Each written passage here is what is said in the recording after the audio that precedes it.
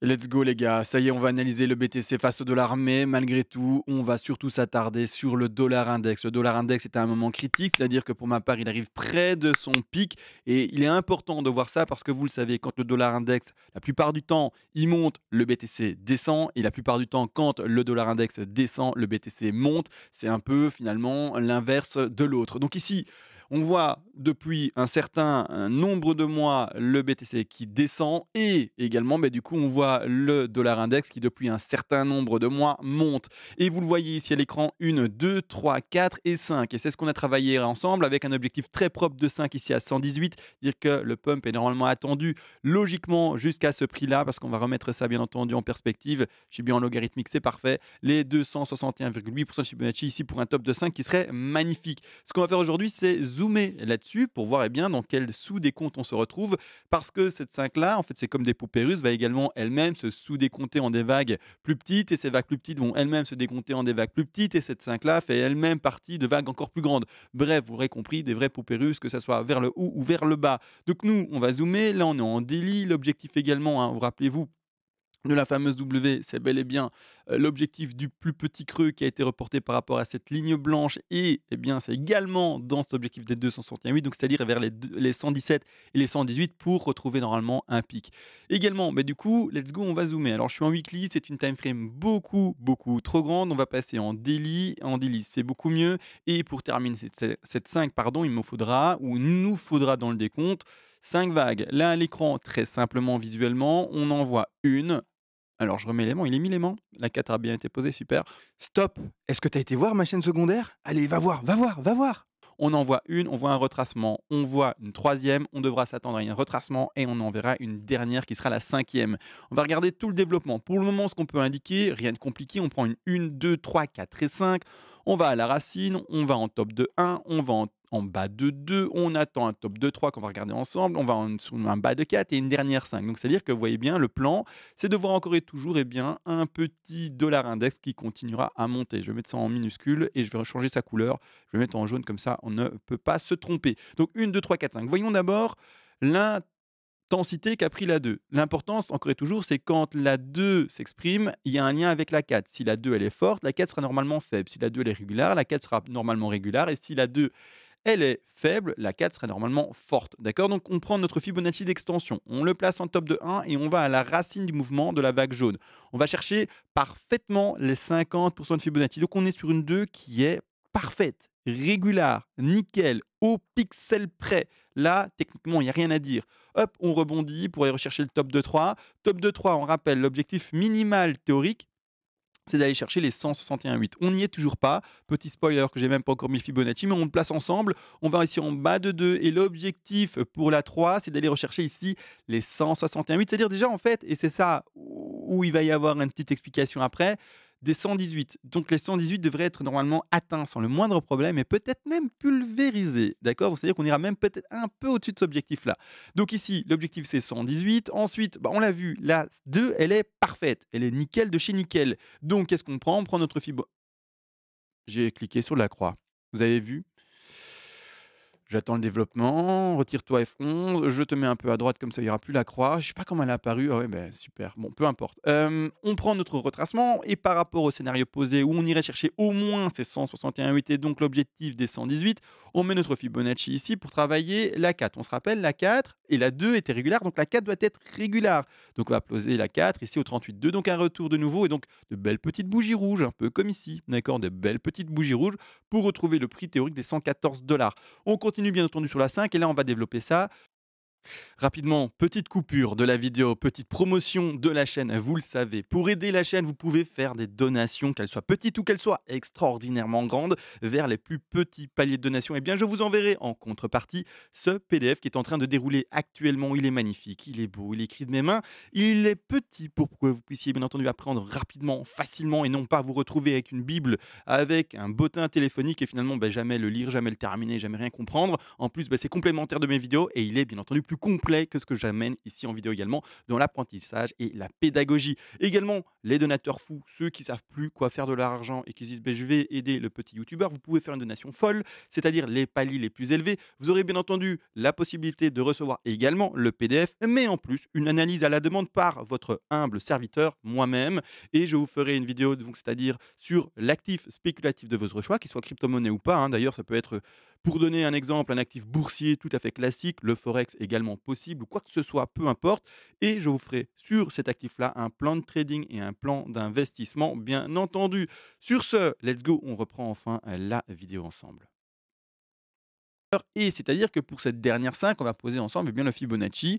Je vais ici en top de 1 et je vais en bas de 4. Le bas de 4 ici se pose. Les objectifs d'une 5 dans ce contexte avec une 3 qui atteint ses 161,8, etc., etc., etc., ce sont les 100.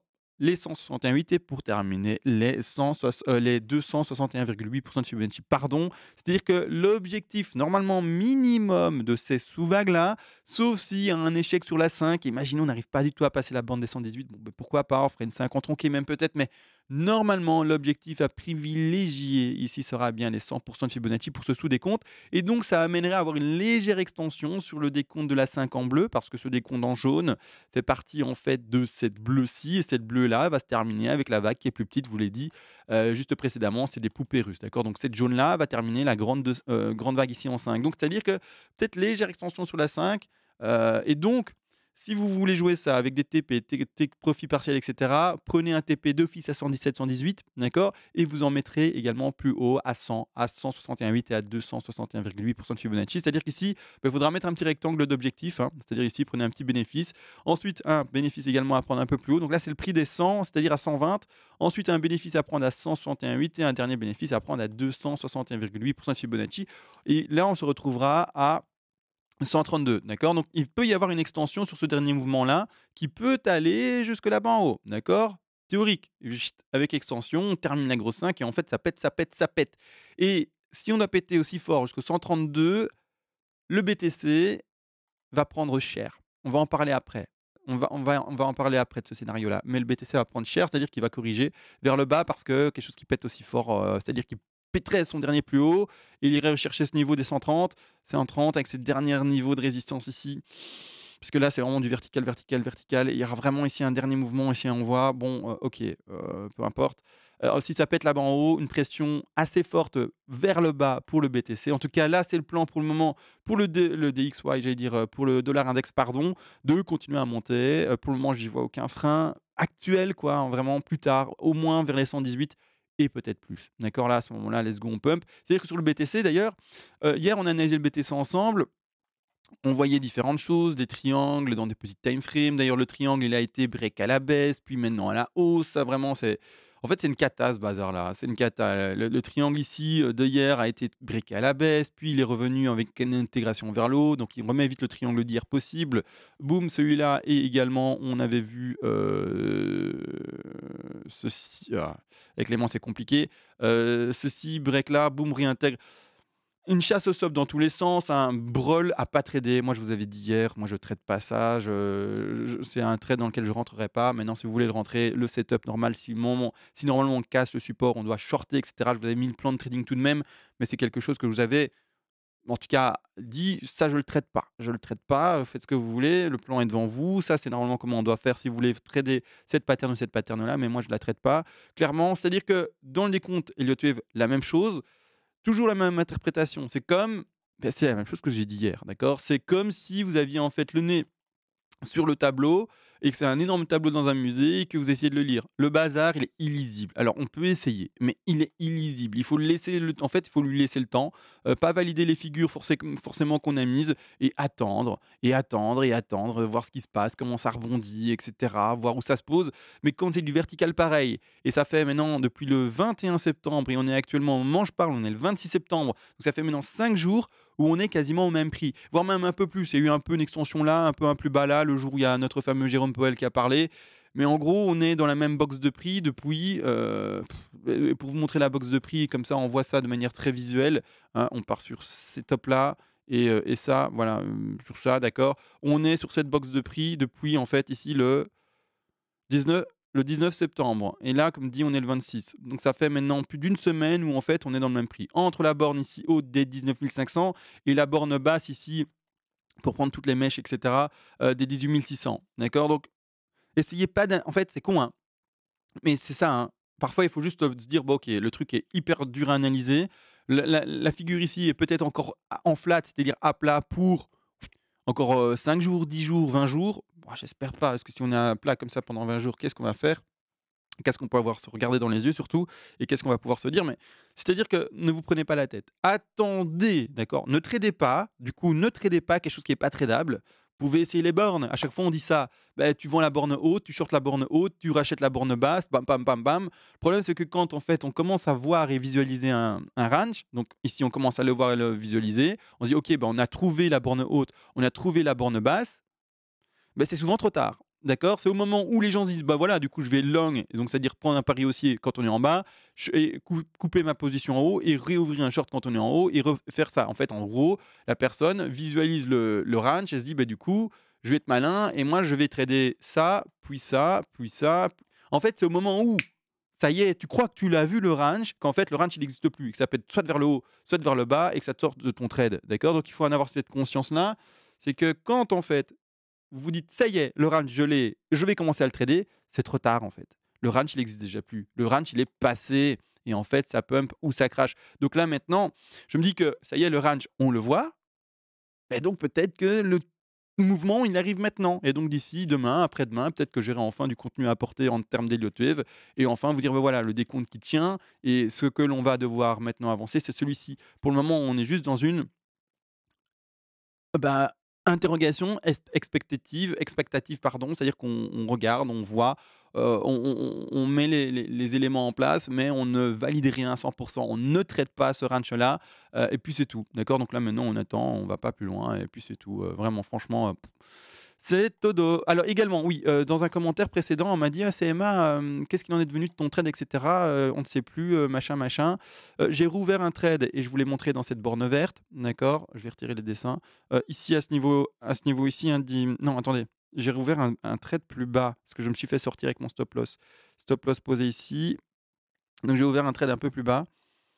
Donc j'ai ouvert un trade ici vers les 18 004, d'accord? Quand on était sorti en dessous, voire même un peu plus haut peut-être, je sais plus, il faudrait que j'aille voir sur mon échange. Là, je suis pas dessus, donc je suis désolé, j'ai même pas les chiffres en tête. Mais en tout cas, vers les 18 000, 18 500, j'ai réouvert un trade. Mais cette fois, par contre, le stop loss, là, c'est pas compliqué. Là, je sais très bien. Je l'ai reposé juste en dessous du niveau. J'irai vérifier en hors cam mon trade. Mais clairement, j'ai mis mon stop là, pas en dessous. En dessous, en fait, des 17 500, c'est-à-dire vers les 17 400, 17 300. Pour avoir un peu de volatilité en dessous tout de même, parce que selon les échanges, il y a parfois des chasses au stop qui n'existent pas partout. Par exemple, Bitfinex, c'est assez propre pour ça. Mais voilà, il faut en avoir conscience. Et de cette manière-là, en fait, mais je pense que c'est de nouveau là, hein, que j'ai réouvert mon trade à 18 009, hein, en fait. Parce que ce rectangle-là, je l'ai pas mis sans raison, hein. Il me semble, hein. Je vais vérifier ça et je vous confirmerai ça demain, mais il me semble que c'est ça, hein. Et donc j'ai rouvert un deuxième trade. Donc un trade perdant et maintenant un second ouvert. Parce que je maintiens que pour moi, on est dans un bear market normalement terminé, avec un bottom qui a de fortes chances d'avoir été connu, avec un double bottom qui se dessinerait maintenant et un rebond. Et donc moi, je joue quoi? Sur le long terme, eh bien, c'est une consolidation du cours, mais surtout après une extraction vers le haut. C'est vraiment ça que je joue. Donc trade ouvert en termes de hausse, et on va voir comment ça se passe, parce qu'apparemment, ça n'a pas été entendu par tous. J'ai rouvert un deuxième trade, d'accord? Je rappelle tout de même, c'est pas parce que vous en avez perdu un que c'est la fin du monde. On rappelle, il y a le risk management et un trader normal, humain, pas un surhumain. Eh bien, tout simplement, c'est pas très compliqué. Il a normalement un ratio de perte de 7 trades perdants sur 10 et un ratio de 3 trades gagnants sur 10. Ça nous fait, vous l'entendez bien, plus de trades perdants, mais surtout, vis-à-vis du risk management, eh bien, les gains, même s'ils sont plus rares, permettront de recouvrir les pertes qui ont été bien gérées. Et c'est ça le nom du risk management, c'est gérer ses pertes, faire en sorte que les pertes soient toujours un minimum. D'où le stop loss, on ne le déplace jamais quand il a été placé, étant donné que, en fait, c'est la perte qu'on a acceptée, qu'on a anticipée. On se dit, bah, sur chaque trade que je jouerai, je vais perdre par exemple 1%, 2%, 3% de mon capital trading. Ça, c'est vous qui le définissez. Moi, je suis sur 1%, ça me satisfait très bien. Ça me permet vraiment de, voilà, perdurer sur la performance et vraiment, je suis sur une course d'endurance et non pas sur je vais être riche dans 2 semaines. Ça m'intéresse pas du tout, ça, j'y crois pas. Allez au casino si vous voulez, mais du coup, également, vous allez perdre vos sous. Je vais déjà expliquer l'analogie avec jeu de la loterie avec l'euro-million et des choses comme ça. Vous pouvez gagner, mais en fait, c'est difficile de gagner, d'accord? Si vous dites: «Demain, je vais gagner à l'euro-million», ah, bah, OK, essaye, mais tu as une chance sur 16 millions, hein, de ce qu'on m'a dit dans les commentaires ou même plus, donc bonne chance, d'accord? Donc en fait, c'est pas facile de gagner. C'est facile de gratter le billet, de mettre les numéros, mais en vrai, de trouver les bons, c'est pas facile, c'est juste de la chance, d'accord? Et c'est la même chose en trading, c'est juste de la chance si tu gagnes beaucoup de sous d'un coup. Et c'est bête, hein, ils pensent pas que tu es performant et que tu es bon, hein. C'est juste de la chance, hein. Au loto, tu pas bon, hein. Il y a pas de «tu es bon», hein. Tu as eu de la chance et c'est tout, hein. Et c'est la même chose en trading. Et ne pense pas que parce qu'une fois ou 2 ou 3 même, tu as une suite de rouges. Imagine au casino, tu tapes le rouge et tu dis: «Bah, ouais, super, 5 suites de rouge, chaque fois j'ai fait doubler ma mise, c'est magnifique, waouh, je suis trop un pro». Là, je choisis le noir, boum, de nouveau une suite bonne et tu as une suite de gagnants de 7, 8 gagnantes. C'est juste des suites gagnantes et c'est chanceux, d'accord? Il y a un moment où en fait, tu vas tomber sur une suite perdante, d'accord? Il y a un moment où tu vas tomber sur, une suite qui est mi-gagnante et mi-perdante. C'est juste une question de hasard, d'accord? C'est juste à un moment, tu as eu de la chance d'avoir des suites gagnantes, à un moment, tu aurais eu de la chance d'avoir des suites perdantes, et à un moment, tu seras sur une balance, tu seras sur du 50-50 plus ou moins, et c'est exactement la même chose en trading.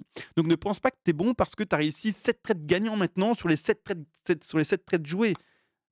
Non, d'accord? Remets tout ça dans le contexte, redescends sur terre, t'es pas surhumain du tout, d'accord? Et là, quand tu l'auras compris, que tu as pas la technique magique, parce que peut-être que tu te dis: «Mais oui, mais c'est Emma là, je t'écoute, mais je te jure, j'ai trouvé le truc là.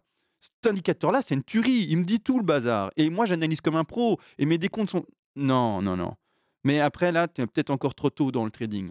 Attends et tu comprendras plus tard et tu te diras: «Oui, OK, OK, oui, je redescends. Effectivement, voilà, j'ai reperdu tout ce que j'avais gagné. Super, d'accord?» Donc, risque management, et cetera, c'est plus compliqué que juste se dire: «Purée, mais je suis trop un pro. J'ai gagné là, j'ai eu 7 séries gagnantes». Non, non, non, d'accord? On redescend sur terre et on prend un risque management et on gère ça bien avec un stop loss, des TP, avec une exposition qui est déjà calculée à l'avance, et cetera, et pas des trucs complètement farfelus. Bon, là, je pense que j'ai tout dit. Il y a rien à expliquer de plus. C'est-à-dire que là, on attend la latéralisation. J'ai fait un petit speech par rapport aux gens qui pensent qu'ils sont trop forts, parce que je trouve ça important de le dire que non, il n'y a pas de chance en trading. Il y a que et uniquement de la stratégie et on essaie d'avoir ça de notre côté, même si, en fait, c'est extrêmement difficile, d'accord? N'oubliez pas et c'est pas une blague, la plupart des gens qui font du trading perdent et c'est pas une blague, mais au contraire, la plupart des gens qui sont des investisseurs long terme gagnent. Et je dis bien long terme, hein, c'est pas un an, hein, de l'investissement, c'est long terme, d'accord? Donc voilà, ayez-en conscience. Je précise quand même, sur des marchés qui sont matures, c'est-à-dire par exemple le BTC, d'accord? Sur également les GAFAM, sur les grosses boîtes, si vous essayez de trouver, des exceptions telles des altcoins ou des boîtes qui émergent, il se peut que votre investissement soit jamais rentable. Il y a une foultitude, parce qu'on est en crypto, qu'on va parler de crypto ici, mais il y a une foultitude d'altcoins qui ne referont jamais de plus haut. Je parle peut-être pas du vôtre, peut-être que le vôtre refera des plus hauts. Mais vous pouvez regarder historiquement, en prenant les cryptos des années populaires précédentes, ou non, en tout cas les cryptos qui étaient populaires des années précédentes, vous allez voir qu'il y en a une foultitude qui a fait un ATH, par exemple en année de 2017-2018, et qui depuis, en 2022, n'a toujours pas fait de nouvelle ATH. D'accord? Et il y a des altcoins plus vieilles encore, avant 2017, qui, la même chose, ont fait un ATH et qui depuis n'ont jamais refait de nouvelle ATH. Et ces gens qui ont peut-être acheté ces cryptos-là, en l'occurrence, et il y en a plein, hein, je dis, en fait, c'est la majeure partie, hein, c'est pas une blague, hein, la majeure partie ne refont pas d'ATH, hein, donc on ait conscience. Et du coup, ces gens qui ont acheté à un moment se disent: bon, ben, ok, j'ai investi longtemps, comme c'est m'a dit, mais pourtant ça remonte pas. Tu n'es peut-être pas sur la bonne crypto, d'accord? La crypto qui est pour le moment bonne et avérée, mais attention, encore une fois, le avéré, c'est toujours à prendre avec des pincettes, et cetera. Peut-être que demain, le BTC, il est mort, mais c'est le BTC. L'autre crypto qui commence doucement à être bonne et avérée, avec un marché mature, mais il est encore très très jeune, c'est l'ETH. Et quand je dis il est encore très très jeune, le BTC aussi, mais l'ETH a quasiment seulement en fait la moitié de l'âge du BTC. Le BTC va sur ses 12-13 ans. L'ETH, lui, il est de 2000, que je me trompe pas, 2015, les amis? 2015 ou pas? Dites-moi dans les commentaires si je me trompe. 2015, donc il va sur ses 6-7 ans, d'accord? Donc quasiment la moitié. Bien sûr, plus les années vont avancer et au plus finalement l'ETH et le BTC auront le même âge, hein, la différence sera minime. Quand le BTC aura 50 ans, l'ETH en aura 43. Bon, d'accord? Mais là maintenant, pour le moment, en termes de temps vécu, l'ETH a plus ou moins la moitié moins, d'accord? Et moitié moins d'historique, etc. Le BTC, pour le moment, il a fait un, 2, 3, 4 ATH. l'ETH, on a fait 1-2. Là, on est sur le deuxième ATH, c'est ça, hein, sur le deuxième ATH de l'ETH. Hein, il me semble que c'était ça, hein. Je me trompe pas, hein? Bah oui, mais je me trompe pas, c'est sûr en fait, c'est sûr. Le premier, 2015, c'est ça. Le premier, le deuxième, c'est terminé, d'accord? Donc voilà. Là, c'est pas très compliqué à lire, donc voilà, investissez sur des marchés matures, d'accord? Ne prenez pas le poney, le plus risqué, d'accord? Toujours et encore regardez quelque chose qui est bien installé et n'oubliez pas qu'on est sur quand même et toujours des marchés à risque, donc il y a un risque. Ne pensez pas que c'est d'office gagnant, hein, il ne faut pas non plus, faire n'importe quoi. Bon, je pense avoir tout dit. On se retrouve à demain. D'ailleurs l'ETH, je suis désolé, mais pour le moment, il n'y a pas grand chose à dire. Il n'y a pas grand chose à dire, j'en ferai une vidéo quand je trouve qu'il y a quelque chose à dire. Mais pour le moment, c'est un moment où il faut surtout observer, d'accord? Donc et attendre, c'est con, mais c'est vraiment ça. Position de trade prise en long, c'est-à-dire en pari aussi pour du plus long terme, puis c'est tout, d'accord? Pour le moment, on attend une volatilité un peu plus importante parce on s'ennuie, d'accord? Bon, vraiment maintenant cette fois-ci, je vous laisse. On se retrouve à la prochaine et sur ce, ciao.